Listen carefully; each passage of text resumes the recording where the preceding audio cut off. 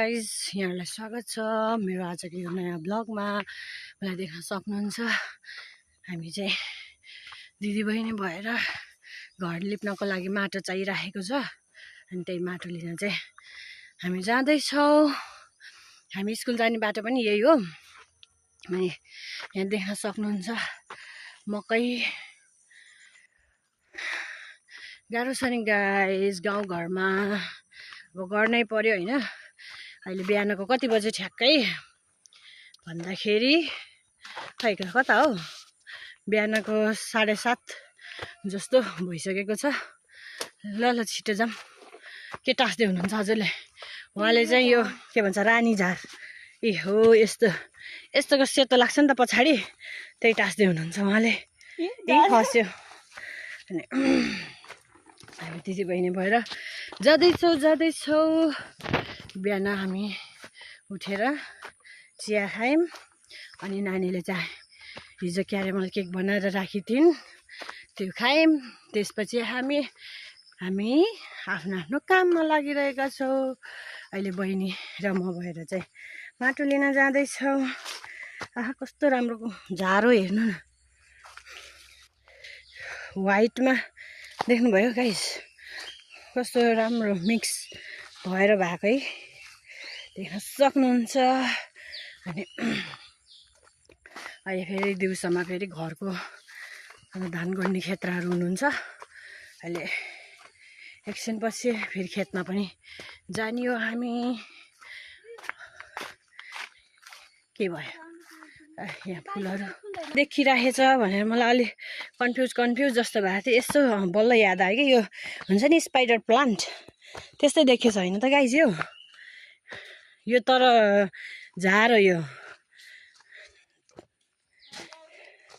यो spider plant जस्तै देखिरहेको छ। अब भने हामी लगभग 5-6 मिनटमा पुग्नेछौँ।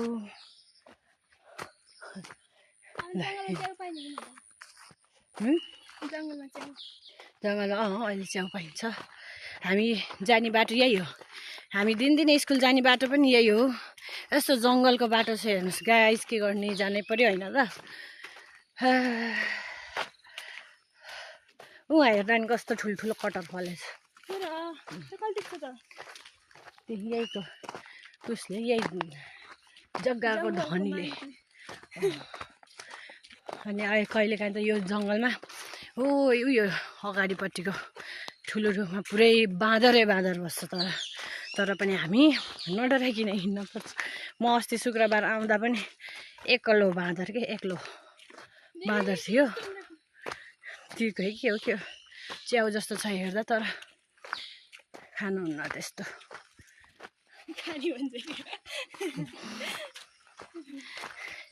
हो यो रुखैभरि बाँदर बस्छ। अनि यहाँ देख्न सक्नुहुन्छ हाम्रो गाउँतिरको पानी ट्याङ्की। यो चाहिँ मेन भइहाल्यो। यहाँबाट चाहिँ सबै ठाउँमा जाने पाइपहरू छ नि, त्यो चाहिँ हाम्रो गाउँको लागि। त्यो घरमा कोही पनि बस्नुहुन्न। यहाँ पनि एउटा घर छ, त्यो घरमा पनि कोही बस्नुहुन्न। लगभग यो साइडको मान्छेहरू चाहिँ सबै घर छोडेर कोही तल फाँडतिर जानुभएको छ, कोही भएर कोही कता। हामी अलि तलपट्टिको गाउँमा चाहिँ बस्छौँ। यस्तो बाटो छ, एक्लै हिँड्न पनि डर लाग्ने टाइपको के, तर पनि हामी जान्छौँ गाइस।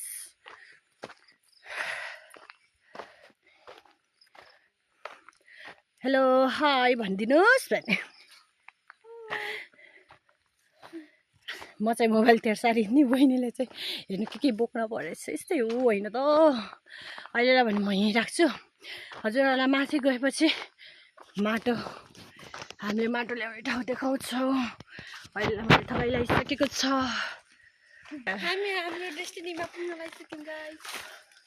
अब पुग्न लागिसक्यौँ। यहीँ अगाडि हो, यही घुम्टी पर। यस्तो छ गाइस, हालको अवस्था देख्न सक्नुहुन्छ भने यही हो हामी जाने बाटो। हेर्नुहोस् यस्तो छ।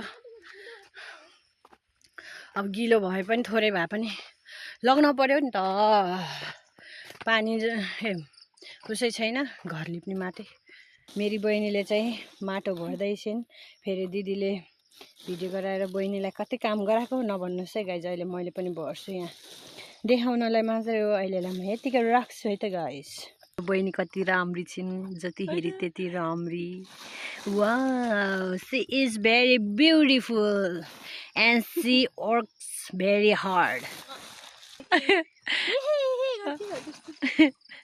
हामी दिदी बहिनी भएपछि यस्तो गफ लगाउँछौँ गाइज होइन we are like a good friend best friend होइन त गाइज दिदी मलाई एउटा हेर्नुहोस् देख्न सक्नुहुन्छ भिडियोमा बहिनीको डिमान्ड मैले दसैँमा किनिदिन्छु है 1 वर्ष भयो क्या नयाँ लुगा नकिने 1 वर्ष भयो भयो त नि घर जाने बेलामा किन्दै गइथ्यो क्या दसैँमा घरमा दसैँमा ए हो त्यसपछि किनेर के नयाँ लुगा हेर्नु त के भनिदिन्छु तँलाई मैले अस्ति भर्खर त्यो नयाँ कुर्ता सेतो दिएको होइन त्यो त दिएको पो भयो त गरे यस्तो छ गाह्रो छ होइन चरा उडिराखेको छ फुर फुर फुर फुर जतिखेर पनि बहिनीलाई भर लगाएर देख्न सक्नुहुन्छ जङ्गलभरि बाँदर आछ हाम्रो चाहिँ अब रुख हल्लाउँदैछ उहाँ हामी माटो बोकेर हिँडिसकेका छौँ यहाँ कति धेरै बाँदर आछ बाँदर त यति छ तर पनि हामी अब चुप्प लागेर जान्छौँ किनभने बाँदर छ नि त यहाँ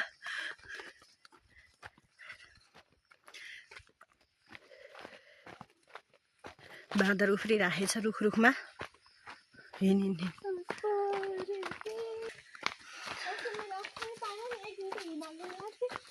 जिन्दगी गाह्रो होइन गाइज जिन्दगीमा चाहिँ जस्तो सुकै अवस्थामा पनि खुसी हुन जान्नुपर्छ त्यसपछि जिन्दगी आफै रमाइलो होइन त गाइज तर कस्तो राम्रो मौसम देखेँ त्यहाँ त कस्तो देखिया उडे चाहिँ हेलो गाइज यहाँ हामी चाहिँ हेर्नुहोस् तपाईँहरूले यहाँ